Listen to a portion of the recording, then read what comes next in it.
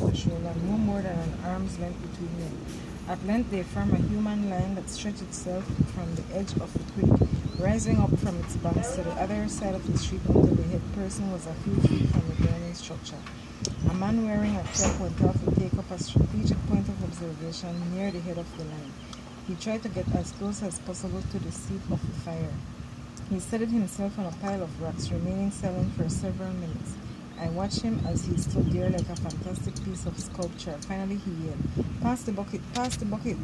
The men began to work frantically shoulder to shoulder. They spun their arms back and forth as bucketfuls of water moved along like clockwork. When the bucket reached the head person, the crowd sighed as he doused the flames with his deep and heavy throat. "I need one rest," cried one man who was overcome with fatigue. He stepped back from the line. Another quickly stepped forward without hesitating to take his place. The bucket brigade continued to work relentlessly. Bucket after bucket, the water came at regular intervals and vanished into the red hot flames. The man on the pile of rocks glanced over the twisted path of humans, breaking and trampling over everything that impeded the flow of water from its source to its destination. With a reddish glow behind him, he turned to the gathering on the street, stared at them momentarily, and then turning to the bucket brigade, he shouted at the top of his lungs once more, "Pass the bucket, pass the bucket."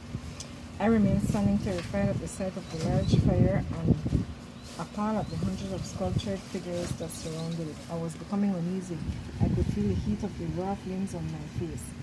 It felt hotter by the minute. I thought for a moment about the nature of the fire. Fire is our friend. It offers warmth and comfort. It cooks our food, clears the bushes on the plantation, but when it burns our houses, it is no longer our friend. I spotted a piece of magic cacao stick a few feet away. I wanted to pick it up and whop the fire away. I shrank into a state of hopelessness. My head dropped down to my chest while I brushed a tear away from my eye. Never before had I felt so sad, so defeated, and so helpless. I was certain that nothing short of a miracle could stop the roaring blaze from advancing. Despite the men's valiant efforts, they could not put out the fire, now burning well out of control. The crowd gradually thinned into a few curious onlookers. Some stood at the side of the street, staring at the charred timber and the smothering remains of the fire burn. Others, mostly children, gathered around the fire pump like mourners viewing a dead body. I hope you know why no way. The man near the fire descended the pile of rocks and slowly made his retreat. His face was calm and somber, his shirt tattered and soaking wet like a noble general who had fought valiantly. He was the last person to leave the battlefield. After he disappeared, I turned around and walked away from him. Watching the bucket brigade was disheartening. It often seemed as if the men were doing very little, just dozing a fire that refused to go out. Their noble efforts were all in vain. A little tear welled in my eyes, which until now were dry and fiery. It fell and then suddenly coursed down my face. If that sucking fire pump made it work, then now I have a better chance, I thought. Oh, thanks.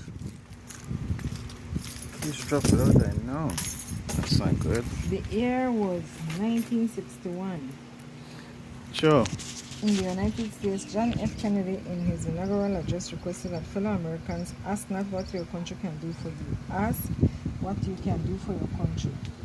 Hundreds of miles away and around the same time, an ardent school teacher and aspiring politician in PG echoed the same message and with the same fervor.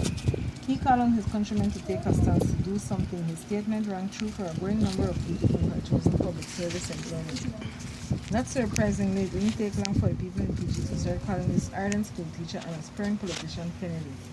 His message was one of social activism. Prompted by what seemed to be a patriotic duty, he delivered speeches after speeches, and people never did stop listening to them.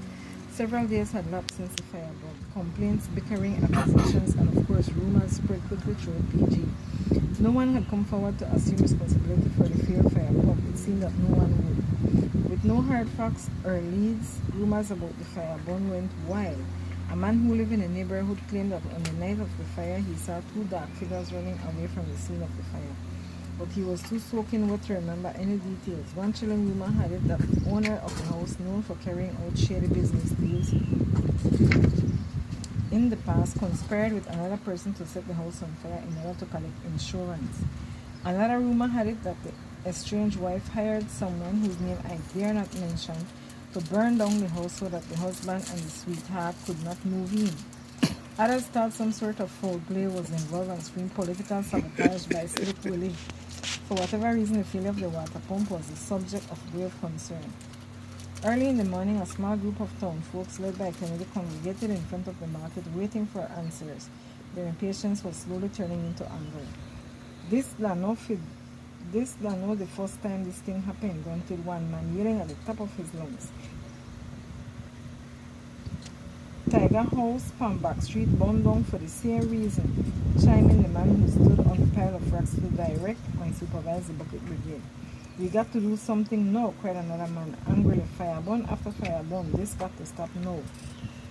He paced the ground back and forth, his head bent low, his chest heaving with a sigh. He was as furious as a pit bull.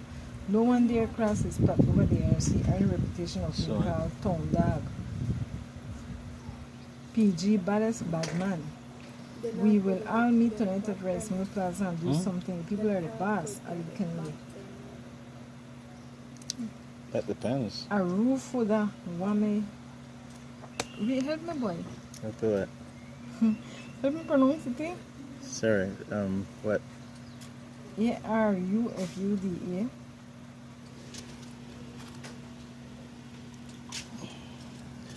Arufuda. Arufuda wame home. The men were delighted. They all shook their heads in agreement. I stood at a short distance away. What of me? Make sure them.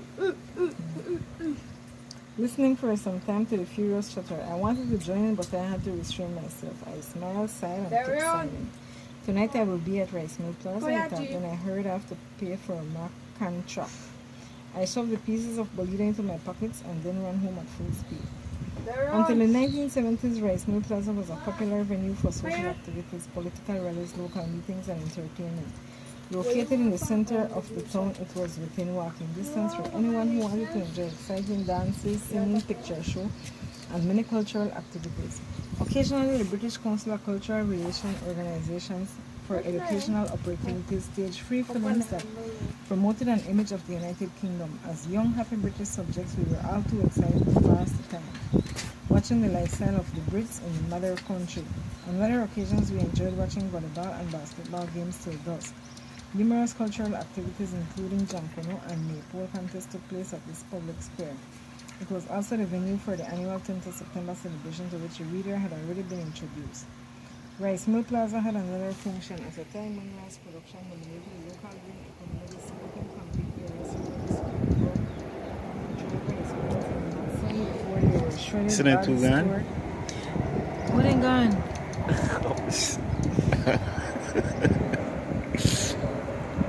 Hang on up the way. And you look pretty. Stored and then shipped to Belize City. Rice cultivation and processing provided The moms look pretty than he is. employment for the local population. It was Toledo's only estate, giving the district a choice of making meals. You know what is student? As the rice basket or rice bowl of the nation. Rice Mill Plaza reflected the traditional values that defined PG in the 1960s. It was an era of air and sunshine, a stage for work and pleasure, and a battlefield for those who decried the town's business, even the country's. It was a place to showcase the local culture as well as getting a peep of the outside world, a testing ground for ideas on rice production, fishing, hunting, and of course the town's firefighting practices. Until the 1970s, Rice Mill Plaza was a people's forum.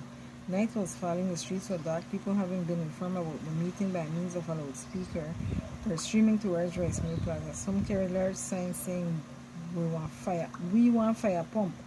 Another sign read PG, people that know.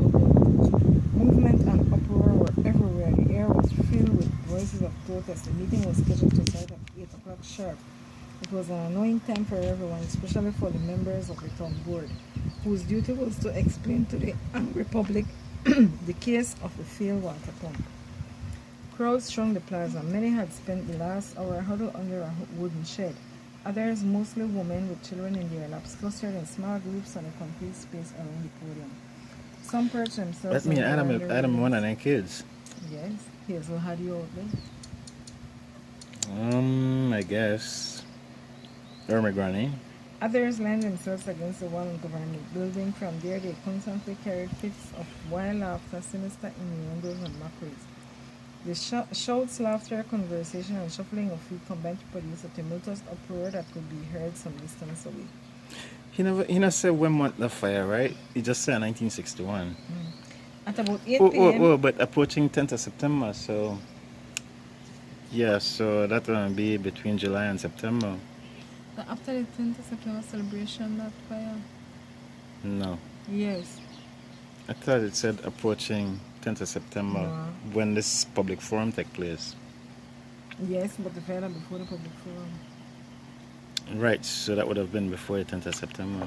The fire likely in after August. the 10th of September, so it would have been more between October, November. You sure? Yes. Because Hattidam is 61 and people had to go shelter the rice mill and the court and treasury building and that kind of thing. Right? Unless he's not writing in chronological order, because I read about 10th of September before the fire. Well, the book is in subjects as opposed to chronology. The stories are chronological, I understand that, but I was of the opinion that why not start this chapter over? Chronological order. Well, the stories are based on subjects, and he tried to put them in chronological order. Okay, the fire before the 10th of September. Right. 10 plus 10 times 0 plus 10. Yeah, be 10, right? 10 plus 10 or 20. Times 0, 0. Yeah, be 0 too. Yeah, be 10. Tell you, I can be smart. Tell you, can I smart? So 0 times 10, 10? 0 plus 10. At about 8 p.m. the meeting started. A loud uproar was reduced to a low murmur. A gentleman wearing a white wire bearer, that Judge Prince, mounted the podium and glanced across the sea of angry faces. He tapped his fingers on the microphone, cleared his throat, and then shouted to the crowd, "Good night, ladies and gentlemen of PG." All eyes turned towards him as he greeted the people with a veil and covering the path. That no Judge Prince, because I know some of my fellow believers. Well, given the circumstances, he wouldn't have said that. He paused, waiting to see what effect his words would have on the crowd. The big bell from the police station rang out the time. 8 loud and distinct strokes echoed through the night air. There was something remarkably charming about the sound of the bell. This huge bronze bell hanging on a policeman used to ring the bell, came right in front of the police station. For a long time. The crowd remained quiet, obviously not hearing the gentleman's words. Everyone stood or sat with a look of sullen anger. Occasionally someone would issue a mischievous cough, hoping to provoke the crowd, then followed the same silence as everyone kept staring at each other. Everyone was quiet except the man who stood on the pile of rocks on the night of the fire. He started asking questions. His loud voice drew the crowd's attention. It was obvious that he was the catalyst to strike the first provincial blow at the town's discussion on an effective firefighting practice. Another man, emboldened by the exclamation of the first speaker, followed with more questions, then another and another. The crowd, now in a rather light-hearted attitude, applauded enthusiastically. A contagious burst of laughter spread from group to group. Meeting down Dr. Floyd. The woman in the crowd spoke vehemently about the fire pump and demanded something better for PG. "That thing you got there, that one total disgrace, just like you," one woman shouted. "You practice all day long. Now the time of your exam you fail to perform." Boy, I can't recite. The crowd roared with laughter. "Answer me," shouted another. "What happened to the Quetzales? By the way, you have any more money left?" Judge Price and that both for sure. From another end of the plaza, another woman continued to whoop the man on the podium. "PG people are not kono bono." They're not bono. They're kono mono, not yes. bono. They're not kono mono. But they say bono, kono bono. But they're kono mono. Yeah. Yeah, 6 She districts. screamed from the top of her voice. Her remarks immediately provoked a violent outburst of laughter that spread to everyone, even to the policeman on duty, The spectacle was interrupted occasionally by issues such as dead dogs, overflowing dirt boxes, and the cleaning of the magoons. At length, the people decided unanimously that PG would get a new fire pump. Hardly 6 months passed, a new fire engine decked with rolls of hoses and firefighting gadgets arrived in PG. The bucket brigade was retooled and renamed Punta Gorda Fire Service. The momentous episode at Rice Mill Plaza led to the construction of the first fire station and the employment of the first fireman in PG, setting up a single firefighting force to cover the town. You know the name of the fireman? No. The fireman that is that dude who do the smart commercials? The for his grandpa. Amos Palacio. You don't know what she knows? Oh shit, you're not gonna know outdoor antenna. You know outdoor antenna. I need cable. Well, in the meantime, an outdoor antenna can give you 3 channels. 5, 7 and 15. Soon after the dry spells in mid-1960s ended, the rain at last began to fall. June to September were record-breaking rain. In months, it rained almost every day. At night time, the rain hissed, playing a kind of sleep song on the roof. At daytime, it roared like an angry monster, battering the trees and making fast-running pools on the ground that collapsed into standing pools almost knee-deep in the backyard. Downstairs was wet and soggy water was everywhere on the ground, in the crab holes and on the road. There was little dry place for me to work on my toy trucks or to play marbles. So I squatted under the step where I fashioned dugout tree trunks into miniature ships. I sandpapered them and smoothed every detail with pieces of broken glass before setting them to sail in the still pools of water. I made sailing ships, flat-bottom ships, ships from partly decayed logs, even ships from coconut hulls. I made ships propelled by rubber or by mechanical pieces of used clocks. I was very excited watching my fleet of ships weaving through floating grassy weeds till they reached our imaginary ports. Once in harbor, I hooted the captain's cry to lower the anchor, making all ships remain in safe waters. Did you make any ships? Yeah. Land for him. Live very quiet. So I'm gonna watch him when he do that. Though wet and clammy outside, I felt warm inside. I was proud of my work, turning half decaying logs into floating objects of joy. A strong and satisfying feeling fueled my passion to venture diligently into making priceless treasures, such as trucks, boats, caparuche, kites, top slingshots, and Johnny Walkers. What's Johnny Walker? Johnny Walker are stilts.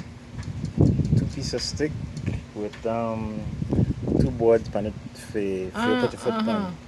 And you make them as high as you want.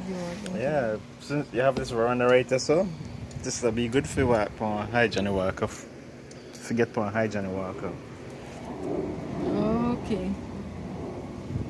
My creative hands worked tirelessly. The accomplishment of the day was only limited to the extent of my imagination. Make your own toys and there's I would look up into the sky trying to see the angels yawning in the heavens before a shower of rain. Then I would race home at full speed to beat the downpour.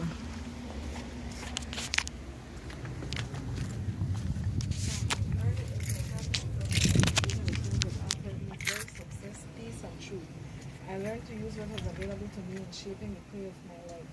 I acted and thought like a child, yet I had big dreams. Childhood was a time when I felt all things were possible. Failure was hardly ever an option. Everyone in the neighborhood shared similar expectations in life. Creativity was a common denominator among most of the children. We fashioned our own toys, used natural things over and over again, or adapted them to meet our needs. When money was scarce or absent, which was often the case, we worked for it. We didn't get much, but we were content with the simple rewards that life had to offer. With proper care and supervision, delight grew. The delight came from having a sense of belongingness to a family, a neighborhood, a community. School was an extension of parental authority. When a schoolboy misbehaved in class, he was punished. If he was caught cheating in a test, he might as well go straight home, no questions asked. If he came to school late, he faced the same punishment. As a community, we shared and helped each other in need. Families befriended and comforted each other in times of sorrow and loss. The community was deeply entrenched in Belloria and Nine Nights. Neighbors serenaded on Christmas Day and gave gratuitously to anyone who stopped by their homes. The custom of giving rooted in the idea that mi casa es su casa helped build strong community relations. People went out of their way to help each other. The words, "Oh, we will," in me, the ability to see the significance of unity in human experience. In PG's history, there have been dissents from time to time, but in general, unity was pervasive. It was as prevalent as a common handshake. Liking the actions of the wee, it brought towering strength to move a formidable obstacle. Men formed working coalitions that went around the neighborhood and helped each other to secure their homes in an imminent storm. Women offered support and comfort. Everyone had a reciprocal responsibility to offer support and be supported by others in the community. It was a quid pro quo of life in PG in the 1960s.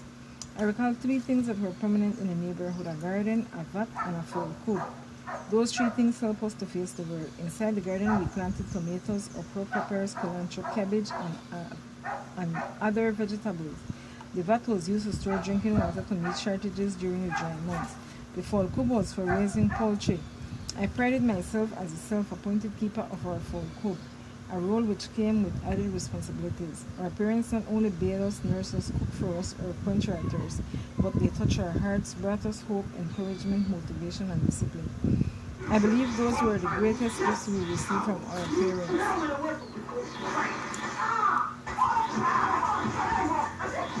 or from anyone with whom we encountered. At noon the following morning, I walked across the nearby creek. It was a fast-running stream, turning a mixture of debris and water into a cake-like crowd. Never before had I seen the creek so furious. The following day, a more severe storm spread out from the sea and swept across most of the country. It was accompanied by heavy rains, winds, and floods. The winds, which downed many small trees, didn't do much damage in PG. Many people gathered their prized possessions and packed the schools. Some went to the police station to escape the storm. Elsewhere in Belize, Stan Creek, now Dangriga, and other areas, the damage was more severe. I heard on the radio that a terrible storm called Hurricane Hattie had destroyed most of Belize City. It brought sickness, disaster, economic hardship, and even death for a vast number of people. Luckily for PG, the extreme became the norm. People remained warm and safe. Life was simple and unhurried. During the day, people went about their business with no rush. It was as if time yawned and took a nap. At night, the outlines of dark figures cut deeply into the surrounding darkness. They traveled slowly, but they moved. People built and owned their homes, and though not pretentious, they provided security and comfort. When bad storms hit the rest of the country, PG was little affected, and for the most part, it remained isolated from the current of change that was sweeping the country. Farming and fishing were the predominant means of living in PG. People cherished small plots of land or plantations. 9 years old today, huh? They kept them for subsistence, farms, harvesting bananas, tubers, and tropical fruit. When I was 10 years old, I visited my neighbor's plantation. I walked for a long time along Sarah Road before reaching her parcel of land in the neck of the woods. It must have been over 5 miles from where I lived. The land was planted with bananas, okra, chocho, callaloo, peppers, cane, beans, plantain, and coconut.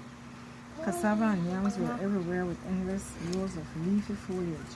You talk about my granny plantation. Their dark green leaves rustled in the wind as if they were wind chimes. Pumpkins grew on long vines, enveloped in soft buds. Most of the tomatoes were small and weak, too fragile to touch.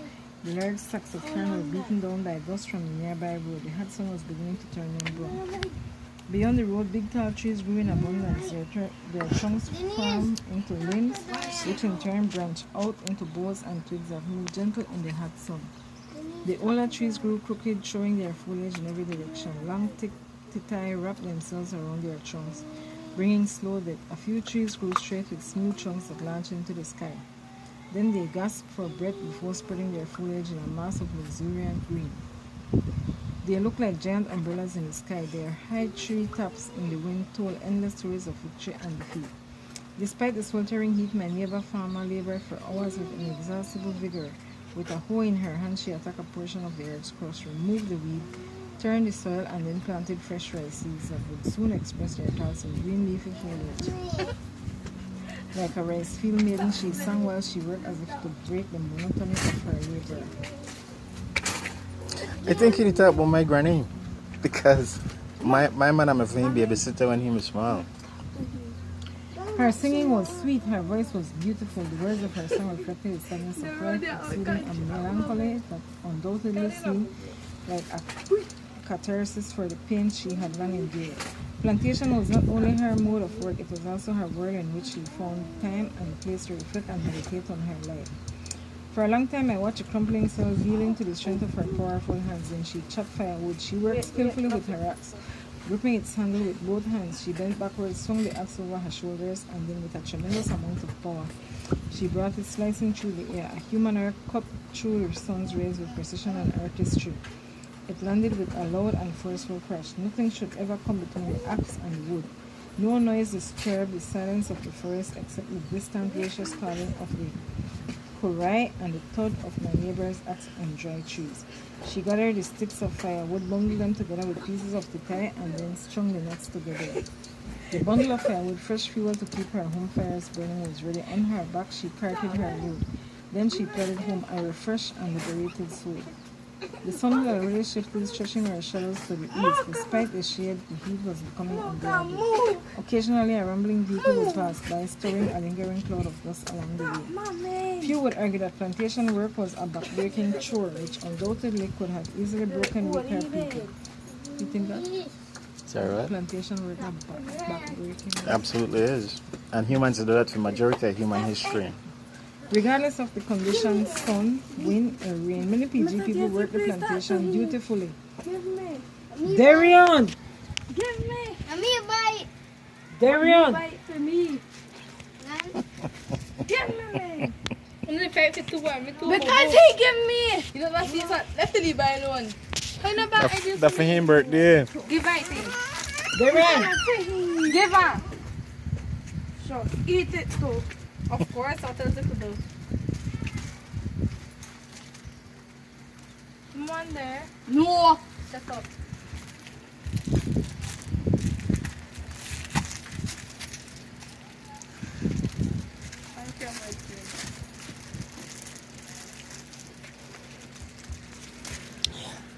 I think that my granny did that, but well, you know Pastor Paul's story, right? Which one? That's where they give the Levi. Across the street from my house. Well, they're right there for the house. That was their lot. JC, what happened to the lady who had the crippled baby? The lady, the crippled baby, which lady you talk about? Hilda? The lady who walked funny? Hilda. Hilda, I don't know. First I got to recall which lady you talk about. She lives right side of your mom. Or in the same vicinity. She had one of them baby where no. Tell me how old the baby. She had one of them baby when no grow. Shot baby. And I don't know recollection them right baby now. will look mentally challenged or me don't know what they call them.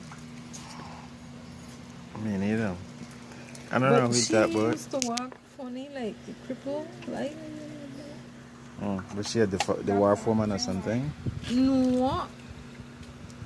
That is good. At this point, I'm not able to recall. You sure that PG? Yes. Tell him what? And I had put on the bed because he wanted. I tell him I want Kara. I remember if we're going away, right? Regardless of the conditions, sun, wind, or rain, many PG people work the plantation dutifully, chiseling their sliver of the earth's crust, digging, hoeing, chopping, and planting. Life undoubtedly was tough and daunting. Chillax! Where going with the bike? It was gonna No, no going nowhere. Why? You know here I say no? Your man said give you the bike. I say no. Sit down. Huh?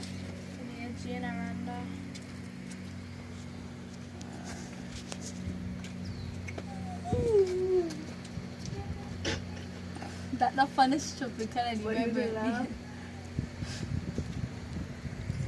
Life undoubtedly was tough and daunting. You get top of the bike and lean it up. Okay, you know going nowhere?